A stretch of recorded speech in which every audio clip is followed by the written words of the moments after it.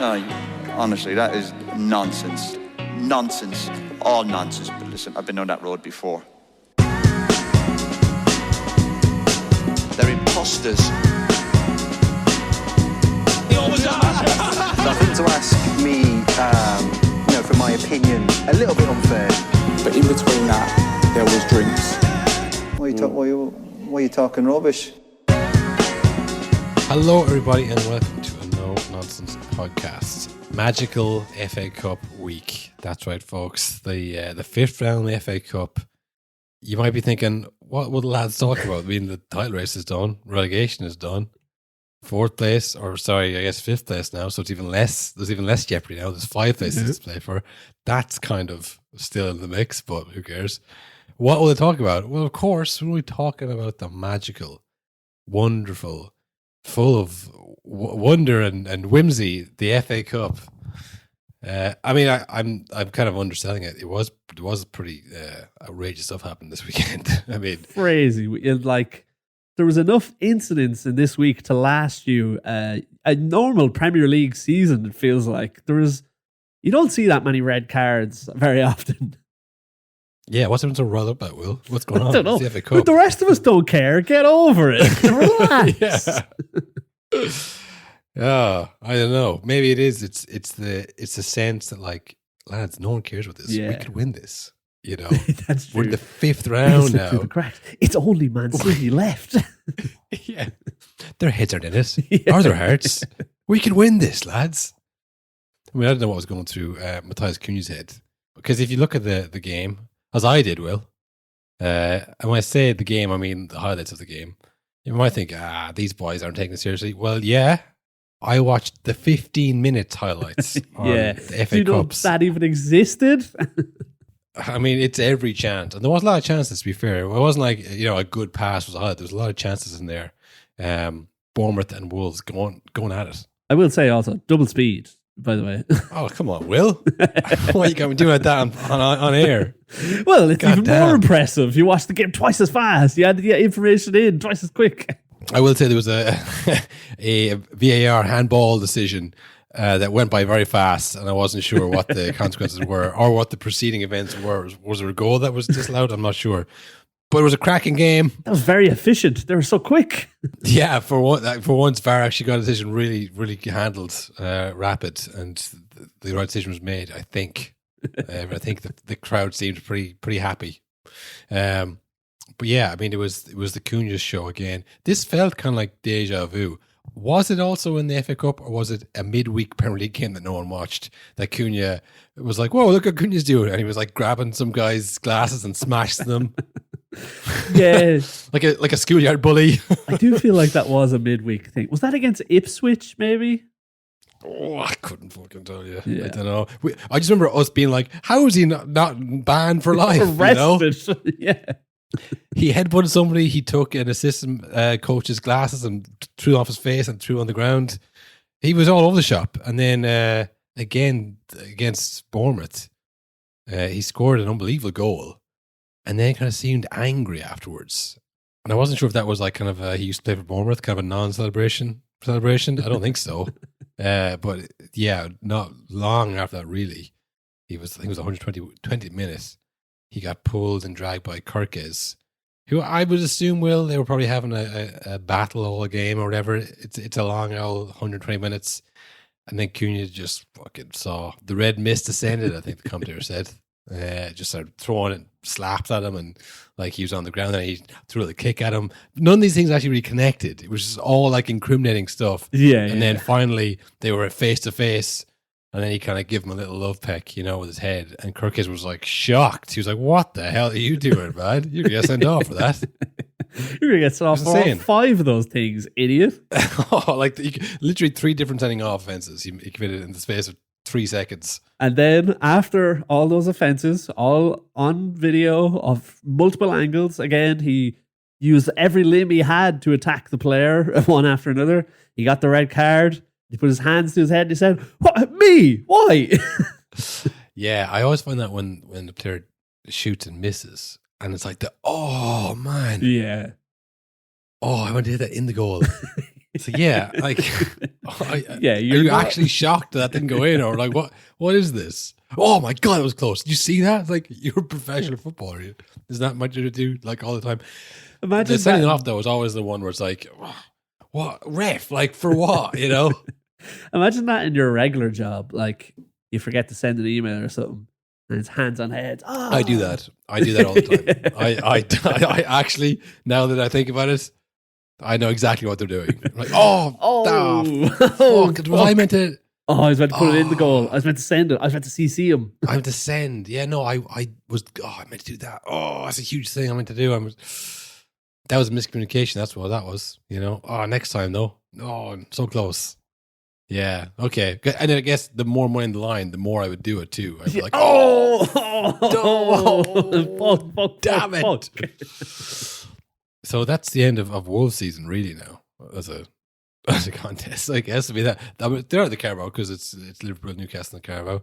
They're out of the FA Cup, and you might think, well, this is going to happen eventually. This isn't that big a thing. But when you look at who's left in it, and you look at the kind of it's been a bit of a weird season. Will, I don't know if you saw that viral tweet or that post on X going around, which says the worst Premier League season ever. The team and said, for example, I'm not sure that's the word for word, but for example, the three players playing for the 17th place team, which is Wolves, will be playing for Brazil. Will be starting for Brazil next month. Yeah. I butchered that tweet. I didn't do it justice, but that was the takeaway. It's like, worst Premier League ever. 3 of these players in 17 are playing for Brazil. Now I kind of thought, am I losing my mind here? Like, does the logic not work at all for that? Would that not mean it's such a good Premier League, it's so competitive that the team in 17th has 3 players playing for Brazil? Yeah, You know? I that's what I would take from that. But maybe they're saying that, like, you know, that's the overall standard of football. It's not that the Premier League standard is so high. It's that, like, the 3 lads playing for Brazil can't get out of 17th in their own league. It's like across the board, it's a bad year for football. That that makes no I'm sense. I'm just playing devil's advocate. I don't know what the fuck he's talking about. well, let me tell you some, devil. You know, the assumption in this is that Brazil are still good. Yeah, that's Which, true. like, and if you're like, and if you said to the man on the street, like, you know, there's 3 players playing for Wolves that are playing for Brazil, and let's assume this man on the street hasn't watched football since, 2006. Like, last time Brazil were really good. Would his thought be like, wow, the Premier League must have really gone downhill? yeah. You know, if you say this is a bad Premier League season, for example, 3 players on the bad team play for a bad country. It's like, right? Do you know what I mean? It doesn't work at all. But somehow this tweet has gone viral. Maybe it's just people read the first bit and said, let's talk about this. Yeah, You know, but I was like, that tweet really annoys me. It makes no sense. Also, another conclusion I've come to is that nobody posts on the internet anymore for fun. Oh yeah. Do you know what I mean? Oh, Musk and monetizing Twitter, the worst thing that's ever happened to the internet, I think. 'Cause it's just ruined it all. Because all the content you see, it's not now. I know it's not like that on Instagram and wherever everywhere else you are, but all the pages reposting shit from Twitter are reposting shit that was posted to try and make money. So it's like, no, you don't see anything. Again, like you said, that's just put up for the laugh. It's always, how do I get the most interactions here? How do I entice the people or whip them up into a rage? And then, it's the worst.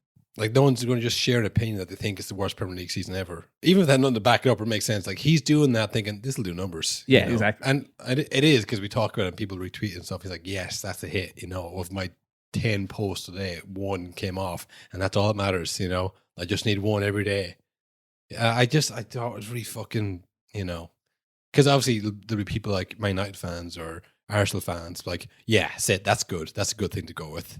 And then there'll be Liverpool fans who are like, oh, right, just because we're winning now, it's the worst Premier League season. That's what they know. It's not someone who actually thinks that, but it just, it annoyed me. I was like, will Cunha start for Brazil? Yeah, he's in the squad, sure. yeah. I mean, there isn't a ton of strikers like Richarlison and I guess is Firmino still eligible? Is he retired from Brazil? But this goes more to the point where it's like Brazil are bad. So like saying that they play for Brazil that hasn't it'd be more like if the Premier League is so bad, the best player in the league, we'll say Evan Ferguson, plays for Ireland. That would make sense. Like, wow, it is a poor league if the best player plays for Ireland. But you know what I mean. But like say they all play for Brazil, who are bad or aren't as good as they used to be. It kind of implies that Brazil are still good. It doesn't work, Will. It doesn't work. It annoys me. And I think fucking people are getting stupider. How about that? Oh, 100%. 1,000%, yeah. But yeah, I mean, Matheus Cunha, the star of Brazil, I mean, like I said, this is the second time he's had this kind of a crash out on our screens. Great phrase also. One that I'm glad that was brought into the lexicon. It's a great phrase. Yeah, there's a fucking title, Cunha crash out. Oh, bang! Right One that I'll write it down right now. Bang!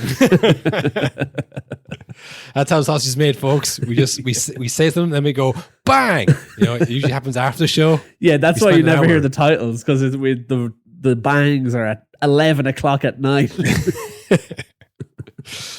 But yeah, listen, he's 25 years of age. He's the star of the greatest Brazil team we've ever seen. But has he cost himself here in a big way? I mean, this is the kind of stuff that a Wolves fan will listen to go, oh yeah, well, it's about time he started saying he's really good. Is he going to leave that club?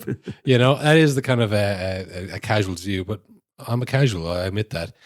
But you see a player score a goal like he did, which was unbelievable. This went up and down.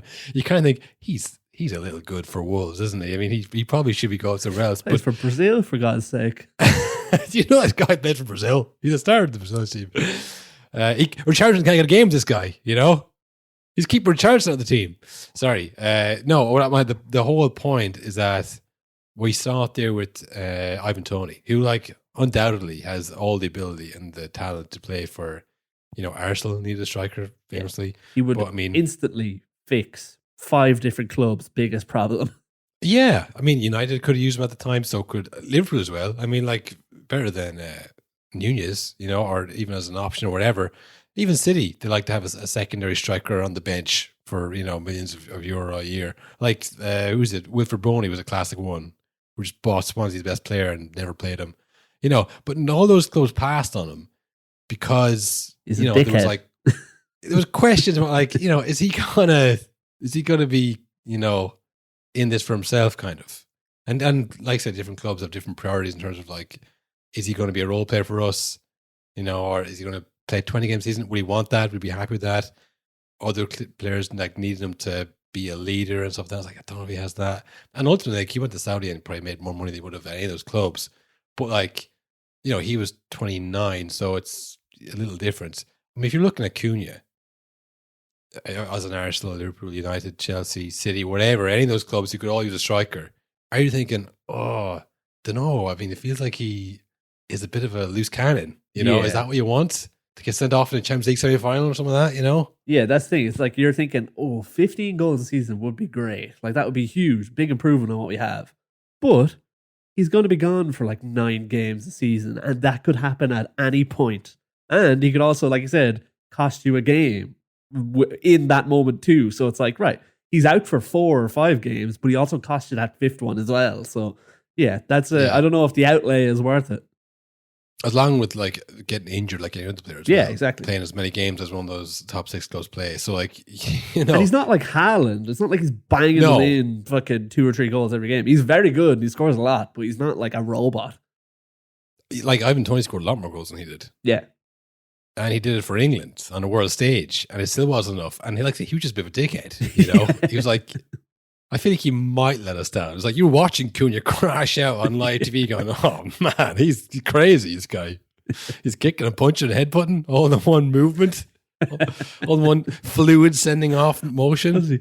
3 of the things he did there, I couldn't tell you the last time I saw each of them individually, like a player do them. Like the punch is crazy, kick on the ground is mental, and then the headbutt you see all the time, admittedly, but not after you've done the rest. You never see the headbutt when the player's getting back up from just being knocked over by you. Yeah, and the thing that set it off was so tame, like a short pull and your man being a bit annoying. It's like that is going to happen all the time. If you ever see those like off the ball moments with Haaland playing Real Madrid, who was it?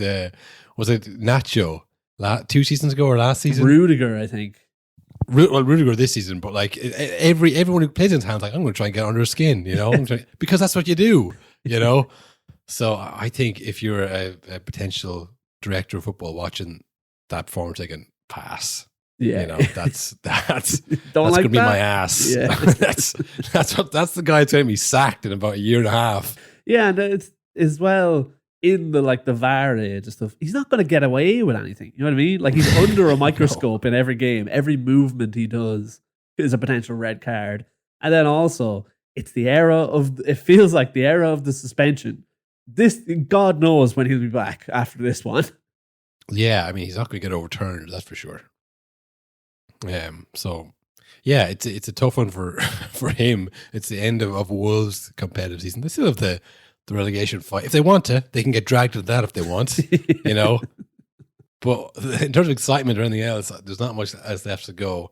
Cunha, I mean, not saying that he'll never get to leave Wolves, but I just think like he was kind of on a trajectory. It was like, this guy could be really good. And maybe now it's like, don't know. There's a question mark. Yeah, definitely. I think there was a few other send-offs as well. I mean, whatever's going through Cunha's head, I know what's going through Mateta's head. I know what's going through Mateta's head. Go through Mateta's head. It's a foot. Yeah, it's 3.5 studs going right through the side of the ear, I think. Yeah. If Steve Parish is to be believed. Did you see that halftime interview with the chairman of the club? There's a lot of emotion in football, but we need to talk about that challenge. I mean, and all the time I've watched football, I've never seen a challenge like it. I mean, I looked to see how old the keeper was. He's 30 years old. I mean, that is the most reckless challenge on a football pitch I think I've ever seen. And I think he needs to have a long, hard look at himself, that lad, because he's endangering a fellow professional, maybe in his life, with a challenge like that. So, it's very difficult for me to talk about the rest of the game because if you were worried about JP, and it's just a terrible, terrible challenge. Did he make a beeline from like his corporate box down to the touchline to say that? Yeah, this is like when an American writes a soccer movie. Yeah, it's like, and then maybe the chairman comes down at halftime and talks like, no, that doesn't happen. No, at halftime, that would never fucking happen. We don't care who the chairman is. So what was Steve Parish? Oh well, actually, fair enough. That might actually happen because he loves it. Yeah, that was an insane bit of television. Him coming down, he's a disgrace. I think he says it's the worst tackle he's ever seen on a football field. I wonder if this lies on Mika Richards' list of worst things he's ever seen on a football pitch. Yeah, that's decisions. This must be like insane to him. He was probably crying watching it because he on this show, anyways, he said that the decision to send Lewis Skelly off was the worst decision he'd ever seen on a football pitch. I think that's almost word for word what he said.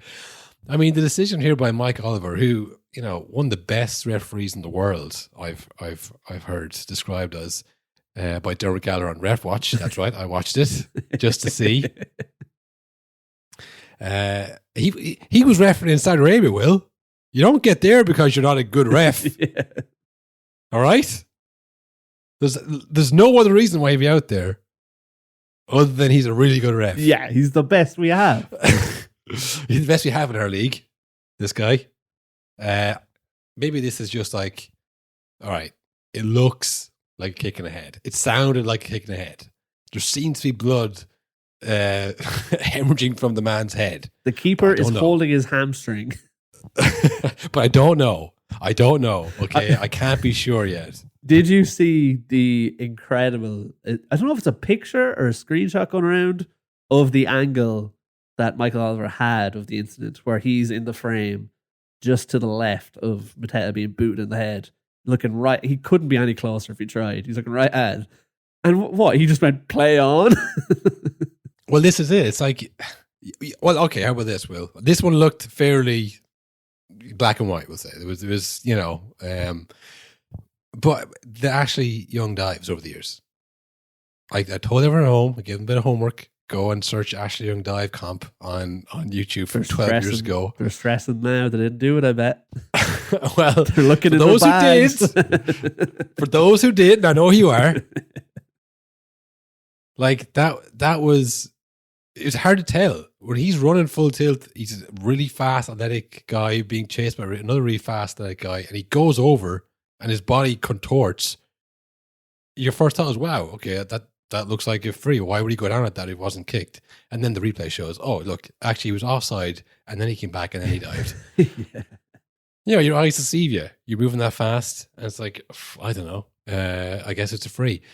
And nowadays you go, I think it looks like kicking the head. But what if I send him off now? Referee's decision is final. And then the VAR idiots in 30 seconds after it's too late go, sorry, mate, I think actually he dived there. He came nowhere near his head and he just whipped it back as he was trying to get a penalty. You know, it happens all the time. Right? Players go down looking for themselves. So I guess it's like a bit of, like if I call it now, I make a decision. Whereas if I just wait, I'll get 100% confirmation and then I'll be good. But in that situation, it's like, oh, well, that one wouldn't. Come on. Come on. He hit him with the head with his foot as hard as he could, as fast as he could. He was in the air. He'd be really committed to that dive if he like this the still image of his head being like cocked back, after being kicked is insane. It's very funny to imagine though, Michael Oliver, because if he's thinking just in case it's a dive, there must be in a part of his brain that's thinking, Mateta is one hell of a diver. That was amazing. Yeah. If you're not sure, it's like, well, I'll tell you what, it's whether one hell of a dive or that guy kicking the head. Or he's dead, yeah. I don't know if you saw this, but it came out that Oliver Glasser, his career finished because of a head injury. Which I thought was very funny that people were like citing that, being like, so he knows that, you know. I haven't been kicked in the head. I know too. Yeah. That would suck.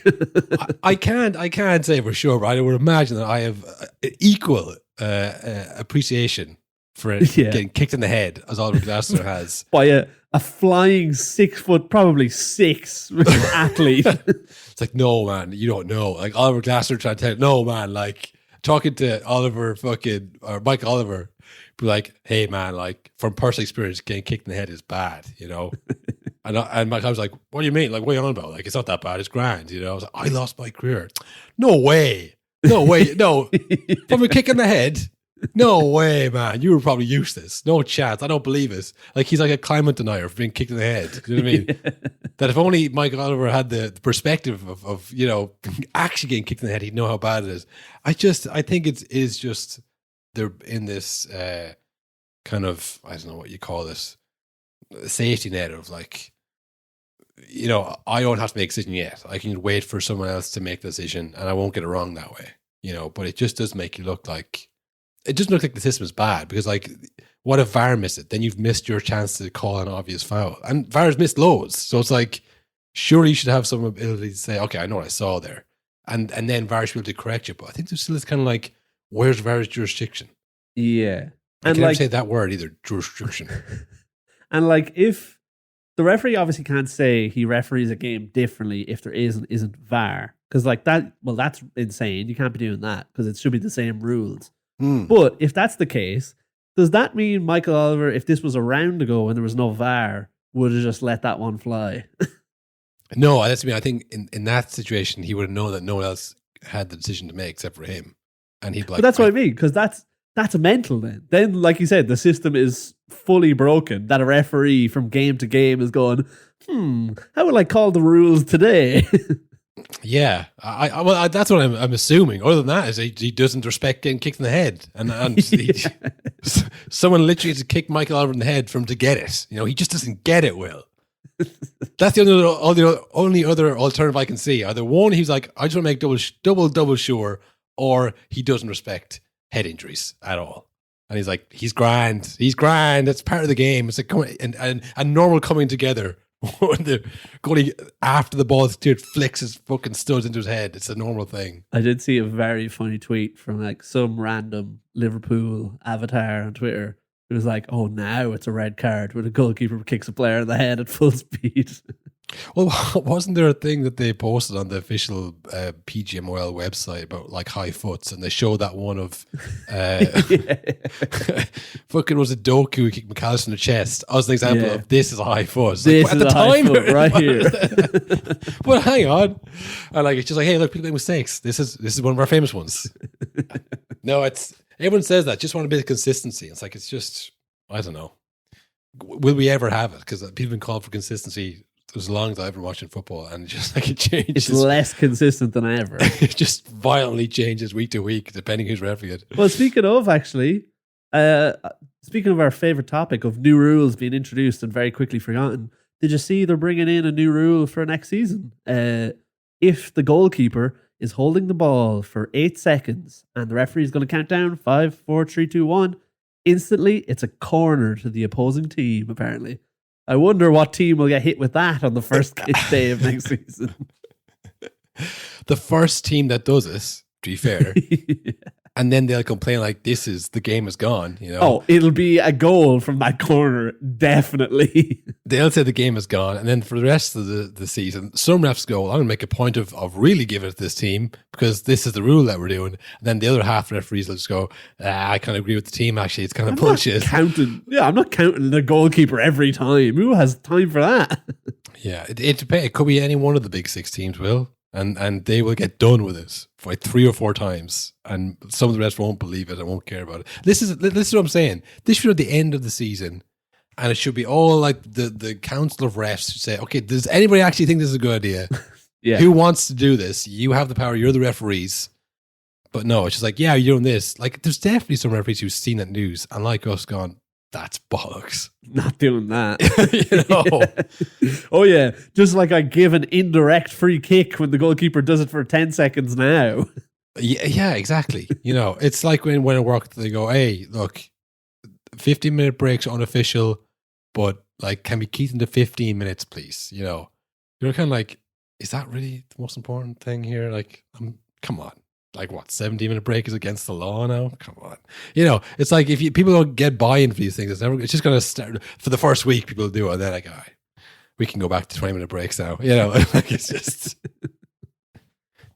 Anyways, enough about my personal life, Will. I'm sorry, my professional life. Enough about my professional wrestling with the rules. Yeah, I did see this, and yeah, it's how do you think they got to 8 seconds? How do you think they land on that? 10 too much. 10 is too much. 5 not enough? 5 not. This is, I think, the exact wording was 10 too much, 5 not enough. They're like, so 10 seconds, like 10 seconds. We already have that one as well. 5. So 5's too short. And then they said 7. 8. Anyway, and they all went, agreed, and they banged the gavel in the PGMOL council. Yeah, I don't know. It's now for a cocaine party.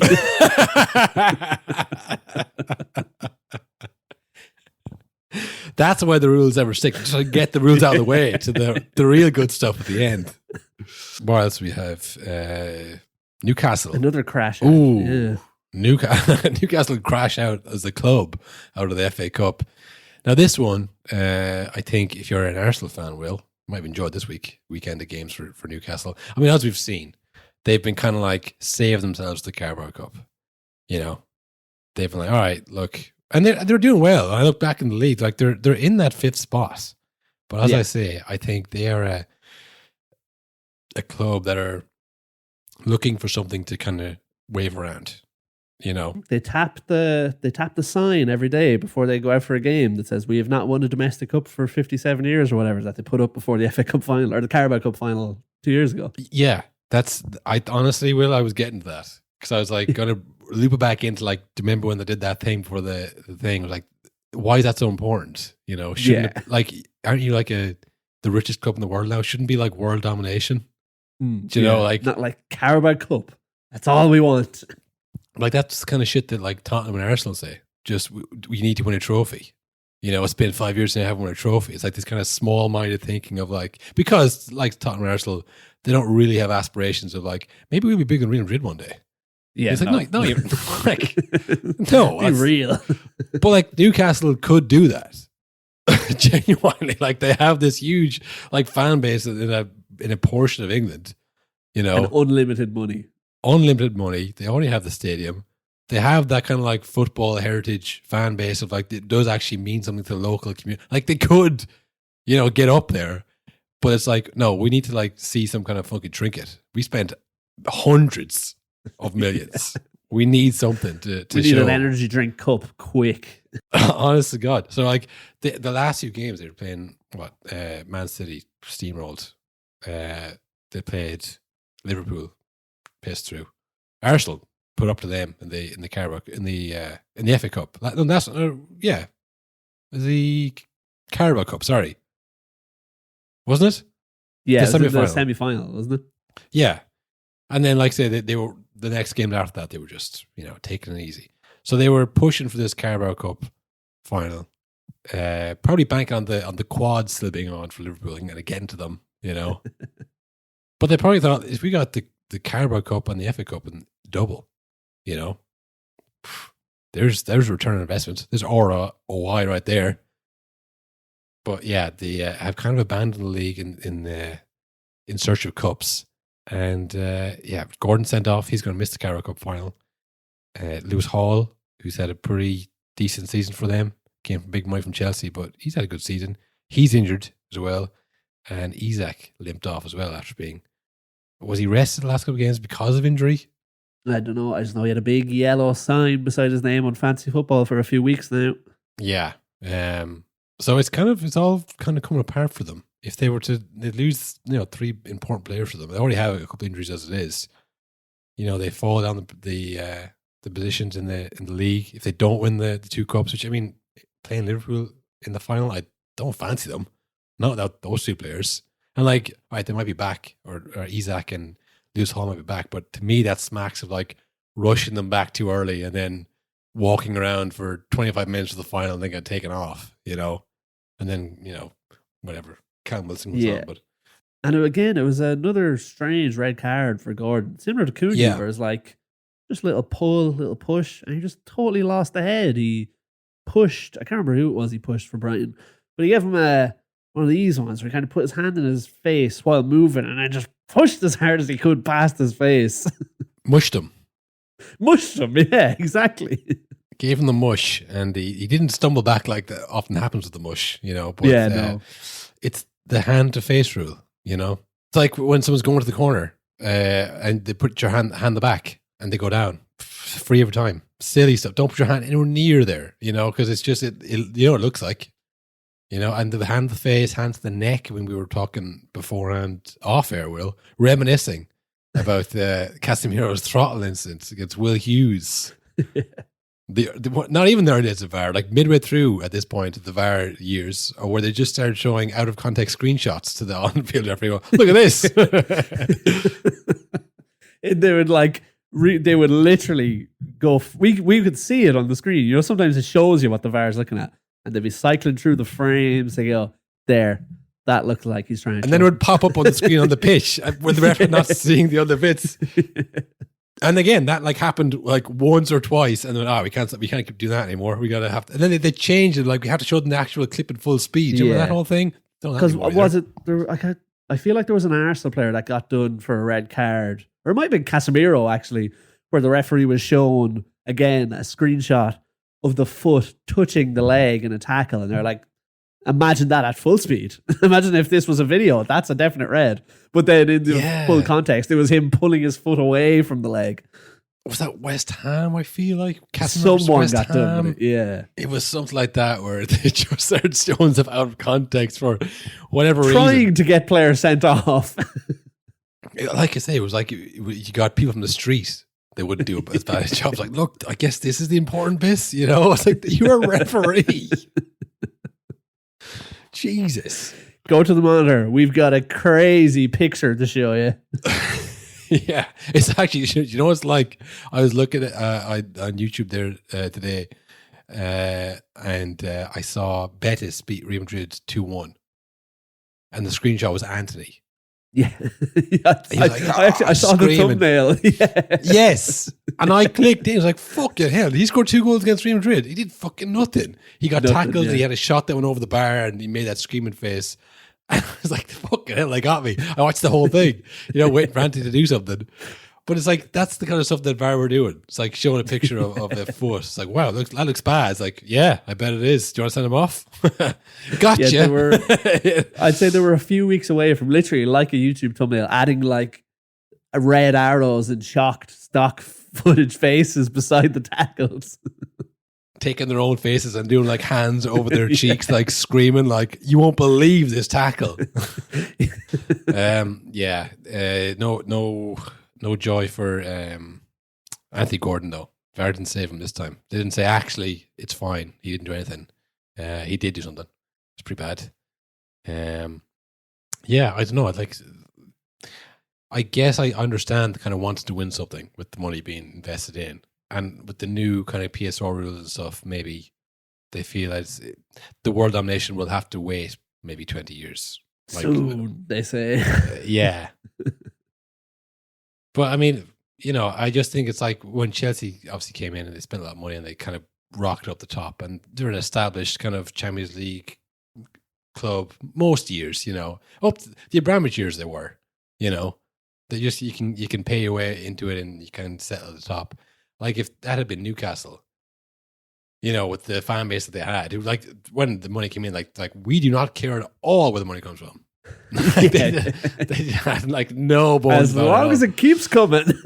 Yeah, it's like that's a kind of a super club, like that is a massive fan base, loads of money. But it's a bit different now. I'm using Chelsea as an example from fucking 20 years ago, so it's obviously different. But I just think it's important to get something out of it, to win some kind of cup, and they haven't won one in so many years. Yeah. But like, surely you should be aiming for the league at least, and then the Champions League, and then like, you win a couple of cups on the way, then it's that, like I said, they'll come. Yeah, but like you said, they're like Arsenal or Spurs especially are one where it's like, we're just desperate. We have to win a trophy, but it becomes this thing. Like, well, the more desperate you are for it, guess what? The more pressure you're going to feel in those games, and the less likely you are to win it. You just kind of got to go with the flow. If they happen, great. Like that's how Man United have been winning fucking domestic cups in their last 10 years of the doldrums. It's just like, they're not worrying about it. They're worried about the Premier League, yes, but the rest of them is like, yeah, F.A Cup, whatever. Yeah, I think Liverpool was the same. I remember when they won that league, David Squires did a great cartoon about like, the doldrum, the dark ages of Liverpool football. It's like all the like clubs spilling out of the trophy case, where it's like they won the F.A Cup multiple times, the Carabao Cup, the Champions League. It's like, the dark years of Liverpool, because that all they cared was win the league, and everyone's like, you've never won the league. I mean, they'd win like a cup every second year, Champions League, yeah. Yeah, they won the Champions League as well at that time. I think it was Arsenal who hadn't won a trophy in 10 years. Do you remember that? And they were playing Birmingham in the League Cup, and then they lost because again the pressure just like built this massive thing. But that was from other clubs. They were putting that on Arsenal. Do you know what I mean? Whereas United and Liverpool were like, we have to win the league. No, and they were under enough pressure from themselves. They'll win like the Europa League or like, whatever, that's fucking nothing. It's fucking trash. It's a trash trophy, Meanwhile, Arsenal and Tottenham, everyone's like, you're terrible. You haven't won a fucking trophy. You're the worst team ever. They get to the finals of these things and they blow it because like, oh, fuck, that was the one we could have won. That was the easy one. That was the easy one. Shit. The Europa League. I'd kill for Europa League. Yeah. So that's why like Newcastle putting this pressure on themselves that no one else is talking about. It's like it's not going to work out. You're just gonna you're gonna fall every time. It's like fuck, that was another chance gone. Add another one to the years since we won a trophy sign. Days since last trophy won. It's like put that up in the dressing room, see what happens. It's gonna make the players crack.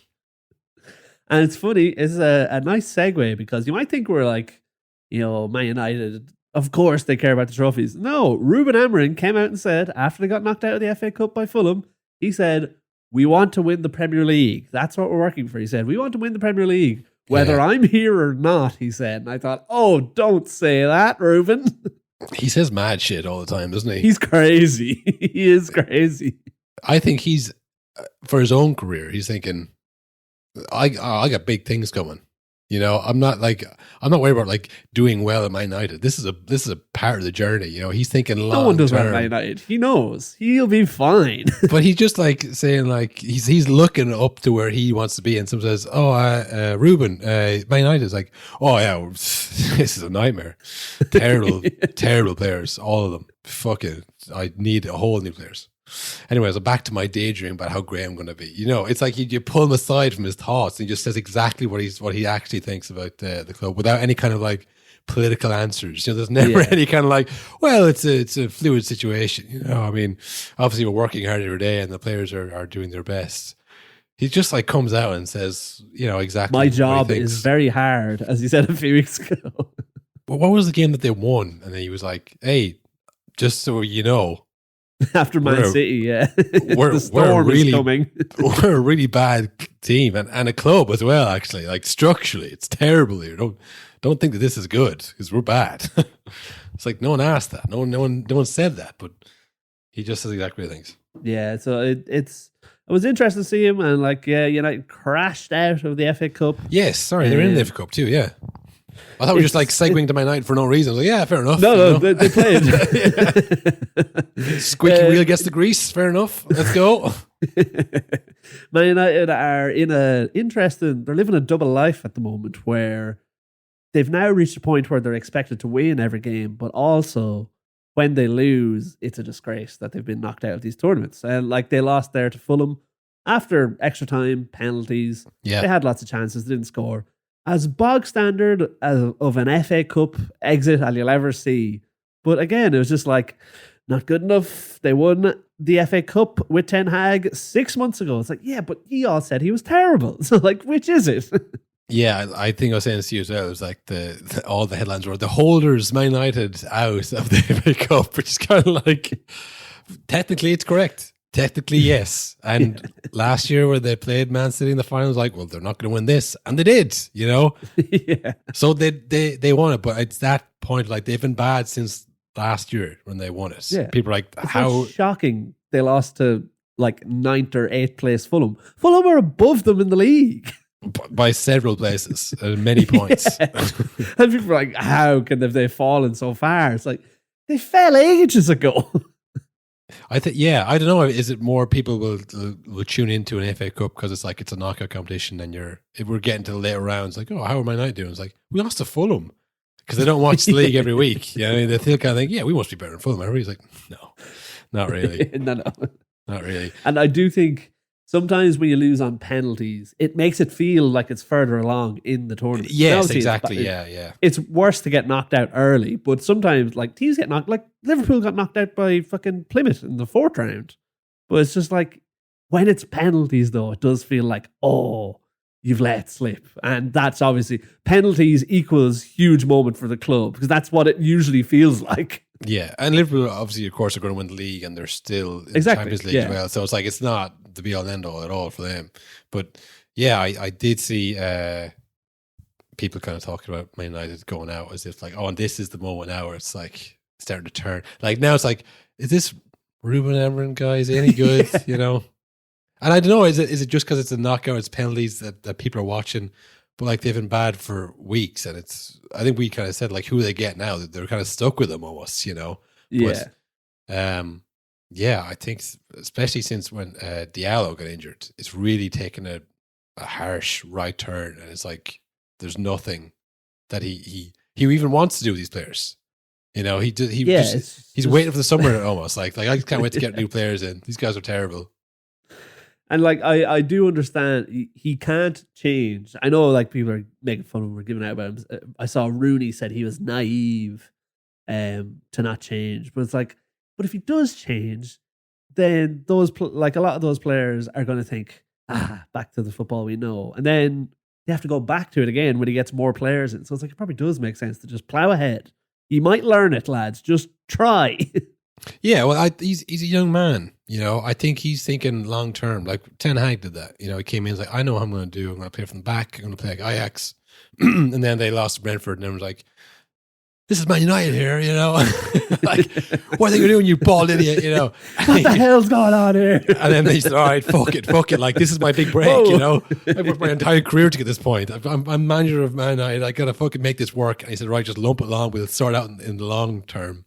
And then, like, slowly get in Onana. But, like, it's like, you do have to just stick to your guns, I guess. It's like this, like, I was brought in on the strength of me being the manager. And I told him, I'm sure, I told him in the interview, I'm going to play like this no matter what. I went, yep, sounds good. So if I change that, then, like, I have nothing, If I abandon my principles, then I have nothing. This is genuinely, in the last 10 years, the only thing Man United haven't tried. Of like, what if we just got a guy in and we just stuck with him and just let him do whatever he wanted and we never interfered? And even if it was going badly, just stick with it for a while. That's the only thing they haven't done. Everything else, they always change very quick, or it's like panic stations after 2 months. They're just like, just let him get relegated. It's fine. I'm sure we'll be back. Well, like I said, they gave Ten Hag time, but he wilted very early on. Once he came under pressure, he was like, fuck, like, this is it. Which I do think Amorim's like, if this doesn't work out, they'll be other jobs, Exactly, yeah. So, he'll go back to Sporting. Like, he'd go back somewhere. But, I think it's maybe the age profile as well, where it's like, he feels like he has time. We don't know if that is the case. This might be it for him as well. But, like, Ten Hag, I was obviously taking a bit of a break now after Man United, but, that could have been the big one for him. And when you think back to when he came in, it's like, yeah, you can see why he went, okay, look, I'm not married to these principles, okay? I'm just, it's just football. Christ. I'm not talking about, like, how to run a country here. It's fine. I'll just change up a little bit. Just lump it along till we get a better goalie, and that's it. That's the only thing I'll make. Yeah. Okay, just fine. This one little change, yeah. Okay, we couldn't get rid of Maguire. I guess we just play him. Okay, we'll just use to his strengths because that would make sense. He's playing. Why would he can't be out the back. That's how it starts, Whereas Aaron's like, I'll lose every fucking game if I have to, Yeah. I'm not changing. Hey, guess what? We're terrible. No, I'm not terrible. You're the players. You're the ones who can't play my system. So how about that? I'm in charge here. We'll see how it goes, but I can see where he's coming from. If he's probably thinking, look, this is what they brought me in for. But I did think of Big Jim, Sir Big Jim, and his, like, PR disaster. The whole, like, cutting people's wages, and it's like, you think of Man United as like this kind of miserable, penny pinching, kind of like, as Ebenezer Scrooge kind of running the thing, counting the coal, and I only watched the Disney version, the Mickey Mouse's pocket. Wasn't that a scene? He tried to steal coal as he's leaving. Hey, hang on, let me see. Did you come with that coal? That's what I think of. I think of Man United like an awful grey, like, dark place. And we're like, what is he thinking PR wise? Like, at the very least, there's so much easier wins he could do here. I know exactly what he's doing, Will. And this isn't a tinfoil hat. This is more of just a dumb theory that has nothing to it. There's nothing illegal about this. This is just a thought. A paper hat, perhaps. Put a paper hat in your head. Cone shaped. Yeah, fashion into a little cone, and just stick it on your hat there. Stand in the corner, actually, while I listen to this. Yeah. I am.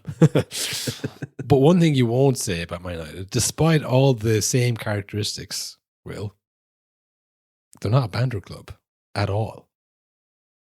You don't think? It's not funny. It's like, that's true. They're not getting, like, hammered by teams. They're not, like, giving up leads. They're really boring to watch. Like, horrendously boring to watch. Like, Anthony was like a prime banter club person with his, like, terrible performances and his stupid gimmicks. Yeah, and, like, get him out. Get him out. We spent 80 million on him. Get him out. We're getting close to banter club with this guy. He's bringing us into the banter era. We don't want that. We want Rashford. I don't know that if he's any connection to a banter club. I don't think he would have gone there. But the way they're just getting rid of players. Wore some funny outfits. He was caught wearing some funny outfits in America. Remember That's true. That's true. He had that fashion brand with Jess Lingard. That was obviously years ago. But he has potential to do kind of silly stuff, like get them out. Get them out. Yep. They're losing games in a boring fashion. There's no, like, who's the personalities there? Garnacho's been benched. Get him out of here. Yeah. There's no personality on the pitch. There's no stars out there. They've become like, remember we used to say Man City, they're just like, they need the bad, but there's no bad boys in this team anymore. Ugarte, right. maybe. They're like Man City, except without the good football. Exactly, yeah. It's that kind of stale, impersonal feeling with the club. Like there's nothing to even laugh at. They're just like, they're really bad and have been consistently. Like Arsenal would get to like, oh, we're going to get top 4, and then they'd blow it. I'm like, oh, that is funny, and they like. And then Arsene Wenger would be like, we bid £50,000,001 for a player. It's yeah, like, you are clowns. That kind of stuff, or they'd be like very publicly pursuing someone. And then like, we couldn't get over the line. It's like, fucking hell, why? Yeah, so that makes sense. It's all a PR stunt. The whole thing is like, look, the worst thing that happened to this club is become a banter club because that'll stick with you for a long time. This is just awful, boring, terrible stuff. Yeah, exactly. Yeah, you want people thinking of like, God, it's depressing what Man United have come. You don't want to think like, ha, look at Man United. Yeah, it's like, oh, I'm not going to watch that. I'm like, geez, I'm Man United game. I'm going to put that on the TV. Jesus, To the point where people are tuning in because like, oh, we're in the F.A Cup. We lost to Fulham. What's going on in this club? I haven't been watching because it's so boring. It's working, Will. It is working, but there is one thing happening. I saw a resurgence of a certain trend that I thought was dead. And I thought, we don't need this, lads. The return of the apology posts. I saw Xerxes put up a post of him looking sad after his missed penalty, saying, apologies, Man United, we'll do better next time. Garnacho put up a picture of him looking sad after, by the way, not taking one of the 5 penalties, saying, sorry, Man United, and a crying face emoji. It's like, we definitely don't need that. Yeah. I don't know if you saw the other posts from fucking Big Traore. No. You didn't see that? No, what was that? Maybe I did. You're aware of the beef he has with Lisandro Martinez. With Martinez, yeah. I guess as a recap of that beef, it started like with a tackle or something. Martinez shouldered him basically off the pitch in their first encounter. And then after the game, Martinez was interviewed and he said like, oh, he goes to the gym. Maybe he needs to go to the gym a bit more or something like that. Hit the weights. Then hit the weights, something like that. And then they were met again a few months ago in the last time they played. And I think Traore put up a picture before the game of him standing beside Martinez, like dwarfing him as if like a warning of, I'm about to crush this guy. And I think he had a particularly poor game again in that one. That was where I last left off the adventures of Traore. Fuck, I think hang on. He deleted. What did he say? Well, that's where you left off the beef. He recently posted on Instagram, we got the reward we deserved into the quarterfinals. There is a accompanying music clip with it, Will. Okay. Do you want to take a hazard guess at what clip he used? Creed, maybe? Many options. I'm finna pass on this body. I'm John Stockton. Beat your ass and hide the Bible. Yeah, of course. He called him a pedophile, Will. That's the next step. He called him a pedophile. Lisandro Martinez, butcher, alleged pedophile. That's what people are saying. That's what I heard on the streets. The streets are talking. Yeah. Yeah. But there was one I thought I saw it. Maybe I imagined this. I thought he called him a bozo. I can't imagine that. Yeah. Well, I obviously can. Oh, fucking hell. Did he call him a bozo? I thought, because, I posted that one in the group, the Anthony jersey, the clearly photoshopped, written English net. Yeah. There was some photoshopped, because Anthony had some fucking message on his shirt. I don't know when it was from, what game it was from. He's been ripping up, as we know. He's had many goal contributions. But he had some message in Portuguese, whatever, and someone had photoshopped over it saying, Man United tried to destroy my career, but I am stronger. It was a good Photoshop, to be honest, because it's written in a way that like it could have been. It looked scrawled, yeah. but yeah, maybe it was a Photoshop. I thought he said like, got the win, this one's for you, bozo, to Martinez. Yeah, I'm looking at it here. Oh, you have it? I have it here, but it's It's like a Facebook page put it up. I don't know if it's Oh, real. fuck. It could be fake. Have I been Joe Rogan? yeah. Yeah. Oh, sorry. I see it there now. Great win, boys. This one's for you, Bozo, and a knife emoji. See, that's That it. can't be real. He's injured. He's not even playing. Yeah, it's pretty classless stuff to be calling the guy who's injured a Bozo. His ACL again. Damn. Maybe I imagined it. This is not, yeah. This is the world we're living in, Kyle. You can't tell anymore. You can't just Google and see if something's real or not. There was a time when we did this podcast not too long ago where I would see something and then we just Google it and it comes straight up. And now I see something that like is obviously fucking not real or fake or whatever. Or maybe it's just been deleted. Idea. I don't know. Maybe someone said to him, hey, it's pretty classy stuff to make fun of a guy who just does crucius. Call him a bozo. That's not cool. Bozo's all caps, by the way, on this fucking edit. I feel like Traore as well. If it is deleted, maybe he didn't know Martinez was injured. He put that up and someone messaged him and said he's out for probably the rest of his career. And he went, oh, I'll delete that. Sorry. Didn't know. Where your day, Martinez? Still ducking me, you little bitch? It's like he's in the hospital. Oh, I'll delete that. So I was wondering why he wasn't playing. Yeah. Does he send him a message then like, hey, get well soon and then bicep emoji? No or way. Does he? No. No way. He just deletes it and hope he didn't see it. If he sees it, he'll probably think it's fake, he thought. Yeah. Oh, that was AI. That was those bastard robots got me again. Not me, that's for sure. Yeah, unconfirmed. Maybe someone else can let us know if that was real or not. I don't. I like just living in the not knowing. It's fun sometimes. It is. Well, maybe don't tell us that. But if you want to let us know anything else, feel free to DM us on Instagram, email the show with questions, thoughts, criticisms, constructive or otherwise. Movie reviews. Have you seen any good movies? Let us know. What are your thoughts on the Oscars? Was Jeremy Strong robbed? Let us know what you think. Get in touch. Yeah, that was the FA Cup. It goes on. We're on to the sixth round now. I think that's the next one, isn't it? I think here is where they change it and they start saying quarterfinal because they're like, we can't say sixth round or whatever. Yeah, it starts to lose. It's kind of like, how many rounds are there? That's what people start saying. Yeah, exactly. They should go backwards, by the way, from the rounds, I think. It should end on the first round. That sounds better. Like you're counting down. Like the Defcons. Yeah, exactly. That's Defcon 1 is the worst. That's what they should call it. FA Cup Defcon 3. Yeah, hell yeah. I'm watching way more FA Cup. People would care then. And the final's called FA Cup Defcon 1. Yeah, they should start naming football games like wrestling events.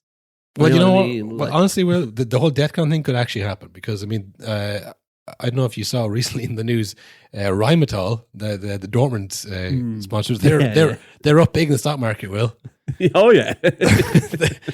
Military spending is up. So there is a possibility the FA Cup gets sponsored by a massive Rheinmetall-like company, and they, for like marketing purposes, they change it to, instead of rounds, we'll call them Deathcons now, Well, no, they'd say, do you know what? We'll keep it with rounds. That actually works. Oh, that's much better. Sorry. Yeah, it was perfect before. But they'll say 9mm round 5 or something like that. Who's paying who again? Oh, it's the FA Cup anti-aircraft. Fuck. It's the FA Cup anti-aircraft. FA Cup anti-aircraft round 6. No more quarterfinals or semi-finals. It just keeps more and more rounds. The rounds never end. Brighton versus Cardiff. Meltdown. Yeah. No, that could happen. So keep your eyes on that. That could be another thing we predict correctly. Another thing. Hey, the list's out there somewhere. I'm sure someone's made it. On the wiki. Someone's keeping track. Yeah, look, that was an exciting weekend of disciplinary action taken by referees. But we have even more exciting stuff, if you can believe that. We got Champo Ligo back this week. We're into the semi. No, not the semi. What round are we in? Quarterfinal? We're in Defcon 6 for the Champions League. Defcon 6 of the Champions League, yeah. We have some big games. We have Arsenal playing PSV. Yeah, I think so, yeah. PSV, but it's PSV first. It's away leg first for Arsenal. Villa play Club Brugge. That's right, Will. I'm going to say it. I'm just going to say Brugge because that's what they want, I think. I think they want that. Do they? I think so. No way, it just started out of nothing. Yeah, they must have said, by the way, not for nothing. You've been saying it wrong forever. It's Brugge. I mean, I know that movie came out with Colin Farrell. I never loved it, but they really did a number on us. It's Brugge. It's always been Brugge. Just FYI. So I'm going to say Brugge now. Madrid derby. Real Madrid, Atletico Madrid. Feyenoord v Inter. Bayern Munich versus Bayern Leverkusen. Mm-hmm. Oh, you couldn't write it, Carl. I could never come up with these fixtures. PSG versus Liverpool, Benfica, Barcelona, and Dortmund versus Lille. So some cracking games. The big one I'll be watching tomorrow, I would say, probably be the Madrid derby. I mean, you got to watch that, don't you? That's going to be fucking unreal. It's going to be great. And that is still, it feels now more than ever, actually. That is what you want from a big football game and a derby. A club that plays free-flowing, attacking, counter football that wins everything versus a team of bastards that like to pinch and kick the ball out. That is the clash of titans. And I think, if my memory serves me correctly, Atletico Madrid are top of the league right now. Yeah, I saw a graph today of the Barca, Madrid, and Atletico, like their position in the table, and they've been swapping between first and third, all three of them all season. Oh, God. Is La Liga the greatest league in the world, Will? It could be, although Anthony's doing very well there. Let's ignore that, But they always do this. Like if Barcelona, well, obviously Atletico Madrid and Madrid can't get to it, but it often happens when like three teams get to a semi-final of the Champions League. I think it was Dortmund, Leverkusen, and Bayern one year or something. And then there was someone in the Europa League final as well. I was like, is actually the Bundesliga the best league in the world? It's like, the league that Bayern win every year at a canter that's the best league in the world. Bar one, Leicester those like three event. Teams are 40 points ahead of the rest of the league. Yeah, well, Bayern are 60 points ahead of them. Yeah. But anyways, I'm getting ahead of myself. Some good games on. We'll be looking at those games, I guess, tonight, if you're listening to this, or Tuesday night, Wednesday night. You want to listen to what we have to say about them? Great, you can, because we're doing a second bonus episode this Thursday after the games. Ultras only, I'm afraid. Good news is you can join the Ultras. Click on the link in the description of this episode. $450 a month. Plus VAT. Dollars plus VAT. Probably works out cheaper every week with the way things are going. Well, I'll take your word for it, Will. I have no idea what's going on. I barely even know who Arsenal are playing in the Champions League. I'm completely checked out. But not when it comes to football, of course. I'm locked in. I'm on the buzz. I'm like, delete that, will you? Fuck. I'm trying to promote the Ultra episodes here. Look, you want to get on that? Ultras only, but you can become an Ultra for the lower price of $450 a month plus VAT. We do a bonus episode every week. This week it's Champions League. Next week it's the second leg of the Champions League. So good time to get on it. But we do the usually the Carabao Cup, the F.A Cup, which happens the weekends. Anything happens midweek. Second episode, we cover all there. So yeah, we'd love to have you over. If not, that doesn't really sound very fun to you. So that is very fun. Why are you listening then? Well, they might listen for free. I'm not going to spend my hard-earned money on it. Yeah.